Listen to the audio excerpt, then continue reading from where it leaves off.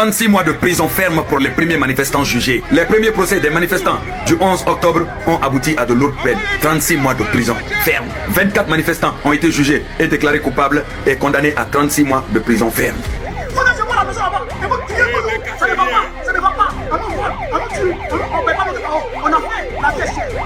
On dit à pas 4 mandats. Écoutez la vidéo. Aïe, que vous savez, sorti tout à l'heure, écoutez, vous allez partager, écoutez très bien. On dit que restez mobilisés. Que ne soyez pas dans les émotions. Écoutez la vidéo. Sortez au c'est lourd, j'ai dit 36 mois de prison ferme pour les premiers manifestants qui ont été arrêtés dans la marche de 11 octobre. 36 mois de prison ferme pour les premiers manifestants jugés. Les premiers procès des manifestants du 11 octobre ont abouti à de lourdes peines. 36 mois de prison ferme. 24 manifestants ont été jugés et déclarés coupables et condamnés à 36 mois de prison ferme. En gros, tu es sorti manifester et tu te retrouves à prendre 3 ans de prison ferme. 3 ans de prison ferme. Parmi les 85, seuls 32 ont été jugés pour l'instant.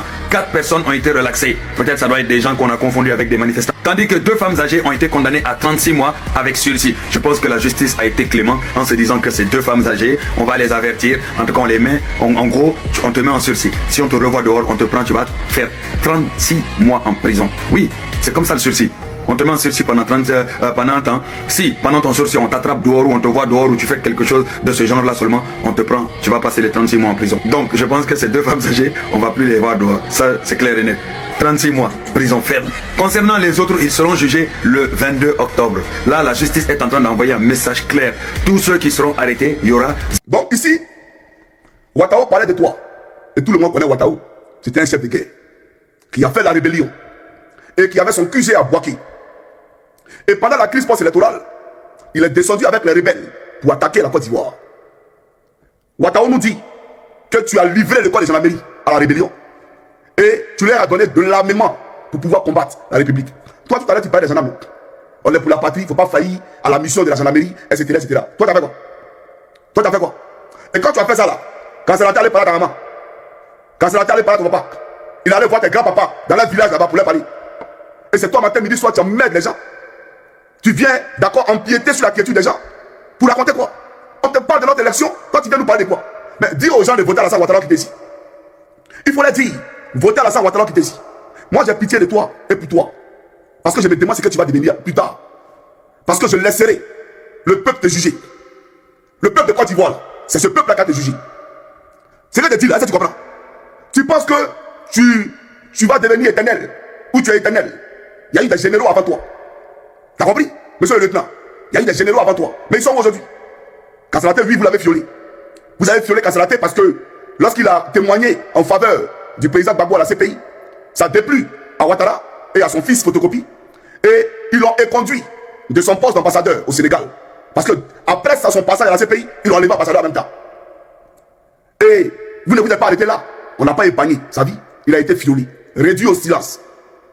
C'est un général qui a contrôlé la gendarmerie. Donc, c'est une menace. Ils l'ont violé en même temps. Voilà la réalité. Donc, pour dire, il faut expliquer les aveux de Ouattao à nos parents. Quand il va dans les maisons de nos parents, il faut leur expliquer ce que Ouattao vient de dire là. Il faut leur expliquer ça d'abord. Et puis, on va comprendre ce que tu as en train de dire. Mais tout ce que tu dis là, ça rentre si ça soit ici. Tu racontes des bêtises. Tu n'es pas un homme pieux. Tu n'es pas un homme de bonne probité morale. Et d'ailleurs, tu es un retraité. Un retraité qui fait la leçon aux gendarmes. Toi, tu les sermonnes. Tu es un corrompu. Tu es un corrompu. Tes étoiles, là, quand tu regardes, tu vois la couleur de mon vêtement là, non? C'est rouge. Ce que tu as versé en Côte d'Ivoire là, c'est ce qui matérialise, d'accord, tes étoiles. T'as compris? Mais pour te dire, demain, tu auras une fin lancinante. Parce que pour toi, il n'y aura pas de rédemption. Et je le dis tous les jours. Tu es accroché au bien chimérique. C'est-à-dire le matériel. Mais il faut être dépourvu de quotient intellectuel pour être attaché à un bien qui est chimère. Quelque chose qu'on va tous laisser pour partir. Et vous êtes accroché à ça. C'est-à-dire aujourd'hui, on idolâtre l'argent. L'argent est devenu le maître à penser d'Apollo. L'argent, l'argent, l'argent. Parce qu'il n'a jamais pensé dans sa vie qu'il allait s'asseoir au commandement supérieur de la gendarmerie. Il n'a jamais pensé dans sa vie de précaire, d'accord, de prolétaire, qu'il allait un jour arriver à ce niveau-là. Et aujourd'hui, puisque tous les gendarmes, toutes les unités de gendarmerie lui donnent de l'argent chaque fin du mois, et il voit des millions et des milliards, pour lui la vie là, c'est fini. Donc il vient protéger ses acquis. Tu cours là, tu as peur de quoi? Tu as peur parce que tu as trop de biens en Côte d'Ivoire. Tu as trop de biens en Côte d'Ivoire. Et donc tu protèges bien parce que le seul gage, le seul garant, d'accord, qui pourra permettre à ce que tu puisses profiter de cela, c'est Alassane Dramane Ouattara, président de la Côte d'Ivoire. Mais il ne le sera pas. Parce que toi, tu es poussière, et poussière tu es tout là. Et l'Éternel qui nous a créés, le Seigneur Jésus-Christ, d'accord, est sur la terre de Côte d'Ivoire. Parce qu'il a choisi ce peuple de Côte d'Ivoire. Et il est avec ce peuple de Côte d'Ivoire. Voilà pourquoi ce peuple de Côte d'Ivoire ne fléchira pas. Et tu n'es rien. Toi, tu es qui? Devant les anges de l'Éternel. Toi, mec, qui ne sais même pas si tu verras le jour se lever. Toi, qui ne peux même pas prolonger d'une seule seconde ta durée de vie sur terre. Toi, tu es qui?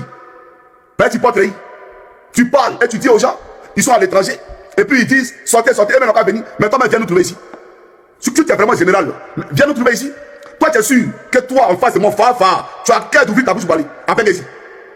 Tu veux vraiment montrer que tu es général, non? Mais viens en Europe, viens me parler, en voir. Et puis on verra. La Côte d'Ivoire est un état de dictature. Alassane Ouattara est un despote. Tu as compris ou pas? Et les Ivoiriens sont en train de protester pour faire rétablir l'ordre constitutionnel et l'état de droit en Côte d'Ivoire. Parce qu'il n'y a plus de gendarmerie. La gendarmerie elle-même torture. La gendarmerie elle-même a créé, c'est-à-dire un camp de concentration à Soproko, avec le lieutenant Soumou à sa tête. D'accord? Donc, qu'est-ce que les Ivoiriens ont à retenir ou à entendre de potable de cette gendarmerie-là? Une gendarmerie qui travaille avec des titos, des accaboulés. Un commandant supérieur de la gendarmerie qui a une mission souterraine, une mission parallèle à celle qui lui a été confiée par la gendarmerie, qui donne des ordres pour qu'on parte exécuter de simples citoyens qui n'ont qu'à demander à vivre. Toi, tu es un modèle, tu n'es pas un modèle pour quelqu'un. Donc, les Ivoiriens n'ont rien à attendre de toi et n'espèrent rien de toi. Il faut que tu les retiennes. Tu as compris? Tu es un politicien, nous le savons tous, et je l'ai annoncé il y a longtemps. Tu as compris? Mais dans une république, on n'est pas obligé d'appartenir tous au même parti politique. Enlever ça sur moi là, c'est démoniaque. On n'est pas tous obligés d'appartenir à, comment on appelle ça, au même parti politique. Il faut permettre le débat d'idées. Il faut permettre la liberté d'expression. C'est ce qui fait avancer un État. C'est ce qui construit une nation forte. La liberté d'expression, le débat d'idées, la confrontation des intelligences. Mais vous voulez que les Ivoiriens aient une pensée unanime, une pensée homogène. Mais ce n'est pas possible. Ce n'est pas possible. Vous avez vu ça là où? Vous avez vu ça où? Même vos mecs qui vous envoient, les Français, on vous a dit qu'en France on a une pensée homogène? Pas du tout. Quelqu'un qui a fait 15 ans au pouvoir, qui veut continuer encore en excluant des candidats. Et toi, pendant tu as venu dire, accepter ça, c'est normal? Si toi, Ouattara te donne à manger là, il ne donne pas à manger à toute la Côte d'Ivoire. Tu as compris? Donc il ne faut pas emmerder nos parents. Tu les laisses tranquilles dans la pauvreté. Tu les laisses tranquilles dans la chaleur. Parce que normalement, il y a un état de droit. Il y a un pays où il fait chaud comme ça. Toutes les maisons de Côte d'Ivoire devaient être aérées. Toutes les maisons de Côte d'Ivoire devaient être climatisées. Donc le coût de l'électricité là ne devait pas être exorbitant en Côte d'Ivoire. Ça devait être un coût qui pouvait être amorti par le peuple de Côte d'Ivoire. D'accord? Mais un état où vous ne vous occupez de personne. Ce que tu vas voir là, les Ivoiriens qui sont dans les rues là, il y a un programme social pour eux. Il y a une prise en charge effective de l'état de Côte d'Ivoire pour ces gens-là. Des gens qui sont oubliés. Vous, dans votre portefeuille, c'est payer les fonctionnaires. Une fois les fonctionnaires sont payés, le reste on s'en fout. Et puis vous partez, le reste, vous partez les parler pourquoi? Parce que depuis que vous êtes au pouvoir, vous vous en foutez de leur vie. Ils vivent ou ils vivent pas, ou comment ils mangent ou comment ils mangent pas, c'est pas un problème. Vous vous moquez d'eux. Maintenant aujourd'hui, vous partez les parler de quoi? Pendant les 15 ans de pouvoir de Ouattara, comment ils ont mangé là? Vous pouvez nous expliquer? Comment ils ont fait pour soigner les enfants? Vous êtes au courant de ça? Comment ils ont fait pour scolariser les enfants? Vous êtes au courant de ça? Des gens que vous avez oubliés. Et aujourd'hui, vous venez vous rappeler d'eux parce qu'il y a une élection. Il ne faut pas y avoir sorti. Il ne faut pas arrêter ça. Hein. Vous avez compris? De toute façon, vous les avez mis au tiroir là. Et vous avez cadenassé le tiroir. Et vous avez fermé le tiroir. Laissez-les là-bas. Allez parler à vos fonctionnaires que vous payez là. Mais c'est eux que vous payez en compte. Le reste là, laissez-les tranquilles. Vous avez compris? Vous laissez les Ivoiriens tranquilles. Parce que vous ne savez pas comment ils vivent, comment ils donnent et comment ils mangent. Vous laissez voir la maison là-bas. Et vous criez toujours. Ça ne va pas. Ça ne va pas. On nous vole. On nous tue. On ne paye pas nos cacao. On a fait. La vie est chère. Et vous êtes à la maison. On vous dit de sortir et vous ne sortez pas parce que vous auriez peur de mourir ou vous auriez peur de vous faire emprisonner. Ah bon? La prison là c'est pour les chiens? La prison là c'est pour les animaux? Nous on a fait la prison. On est mort? On est mort? Hein? Il y en a qui ont fait la guerre. Qui ont fait la guerre. Ils ne sont pas morts à la guerre. Mais quand ils sont rentrés à la maison, mot de tête les a pris, ils sont morts.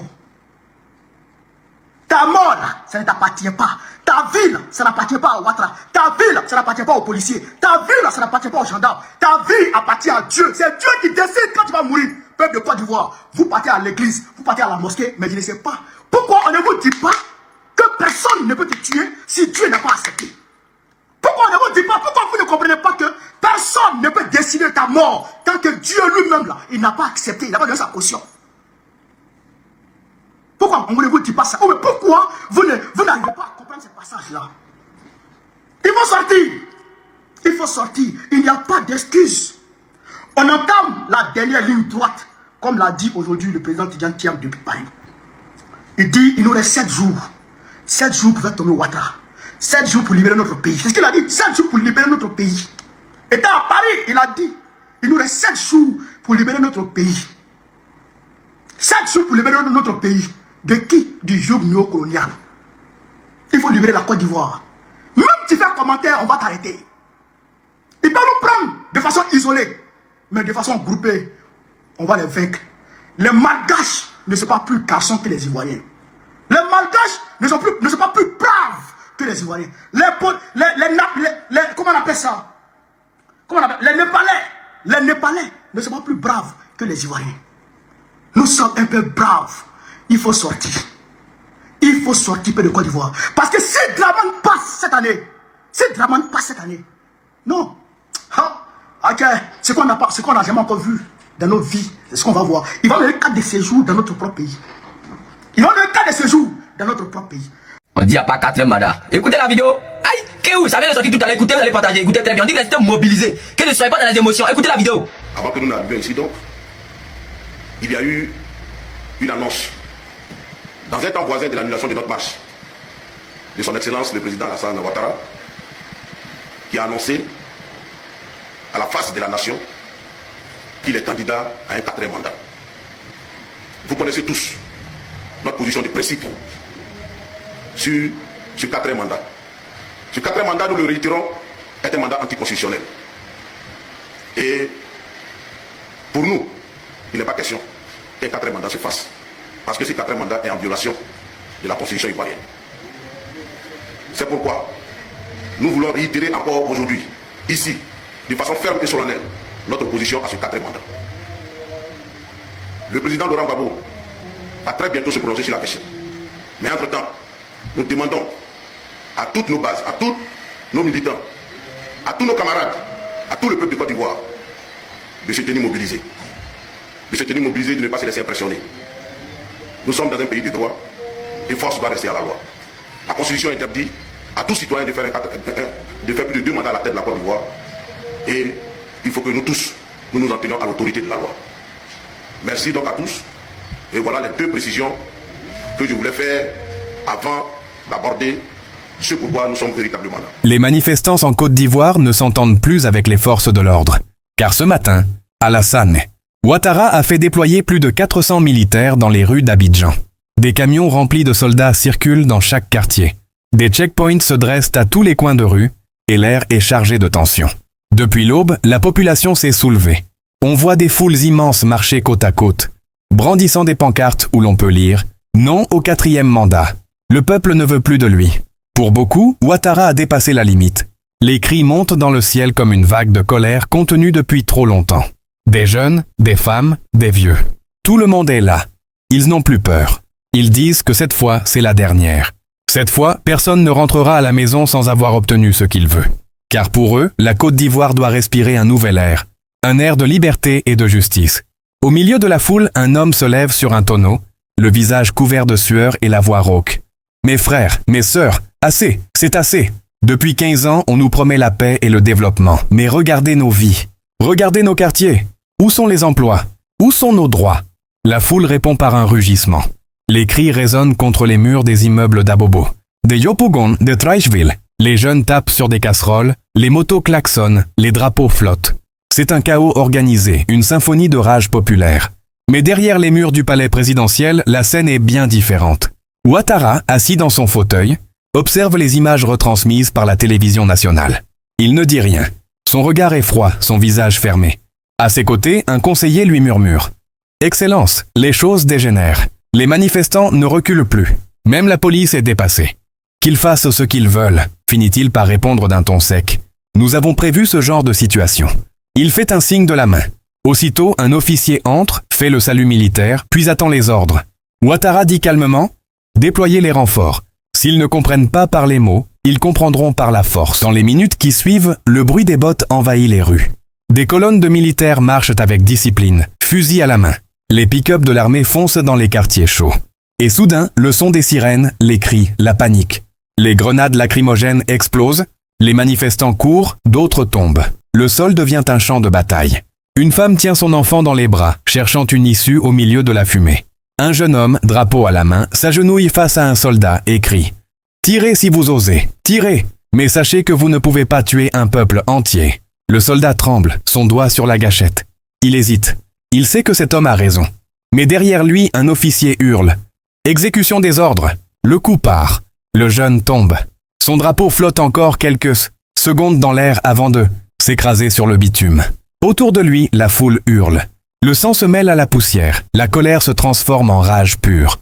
C'est le début d'une nuit qui ne connaîtra pas le sommeil. Les radios locales diffusent les cris du peuple. Les vidéos se propagent sur les réseaux sociaux. Et même dans les pays voisins, les gens commencent à réagir. Les images d'Abidjan en feu font le tour du monde.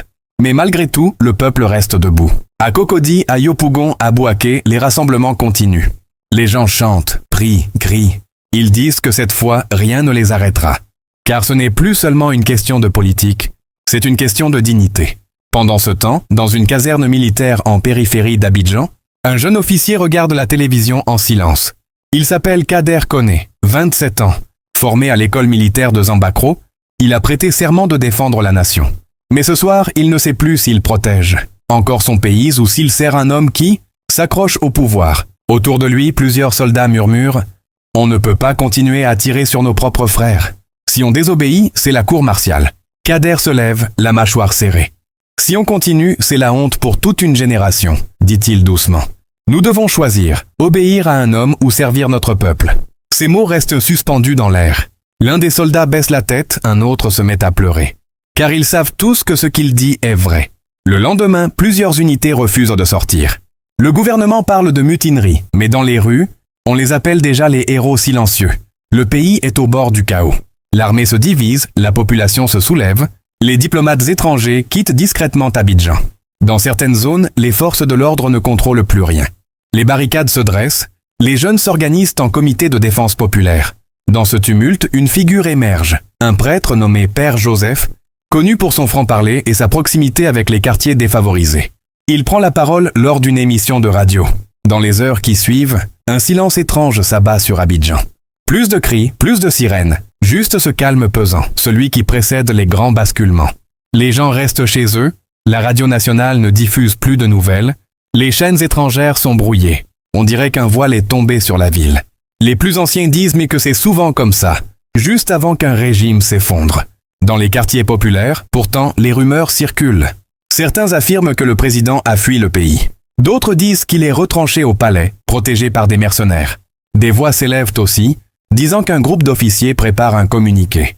On parle d'un coup d'État silencieux, d'une transition, d'un gouvernement de salut national. À la base militaire d'Akwedo, Kader Koné et ses compagnons ont pris position. Des chars sont alignés devant les portes, les soldats sont nerveux mais déterminés. Kader s'adresse à eux d'une voix ferme. « Mes frères, nous n'avons pas pris les armes contre notre pays. Nous les avons prises pour qu'il retrouve sa dignité. Ce n'est pas une guerre, c'est une libération. Nous ne voulons pas du chaos, nous voulons la justice. » Les soldats acquiescent. Certains ont encore les larmes aux yeux. Ils savent que ce qu'ils font est dangereux. Mais ils savent aussi qu'ils n'ont plus le choix. Trop de sang a coulé, trop de promesses ont été trahies.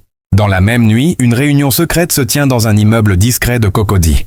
Autour d'une table, plusieurs figures civiles, des enseignants, des avocats, des jeunes leaders de mouvements citoyens. Mariam, la blogueuse, est là aussi. Elle parle avec émotion. Ce qu'on vit aujourd'hui n'est pas juste une révolte. C'est la renaissance d'un peuple. Si on réussit, on doit prouver qu'on peut diriger autrement. Sans violence, sans corruption, sans mensonge. Un vieux professeur hoche la tête. Les révolutions échouent quand elles oublient pourquoi elles ont commencé. Restons unis. La colère doit servir, pas détruire. Pendant ce temps, à l'aéroport, des bruits de moteurs se font entendre. Un avion présidentiel est prêt sur le tarmac, lumières éteintes. On dit que Ouattara s'y trouve, qu'il part pour un voyage diplomatique urgent. Mais aucun communiqué officiel ne le confirme. À l'aube, des centaines de personnes se rassemblent autour du palais. Ils chantent, ils prient, ils attendent. Certains tiennent des fleurs, d'autres des drapeaux. L'armée n'intervient pas. C'est comme si le pays entier retenait son souffle. Puis, vers 8 heures, la télévision nationale interrompt sa musique habituelle. L'écran devient noir quelques secondes, avant qu'un homme en uniforme n'apparaisse. C'est Kader. Il parle d'une voix posée, sans arrogance, sans haine.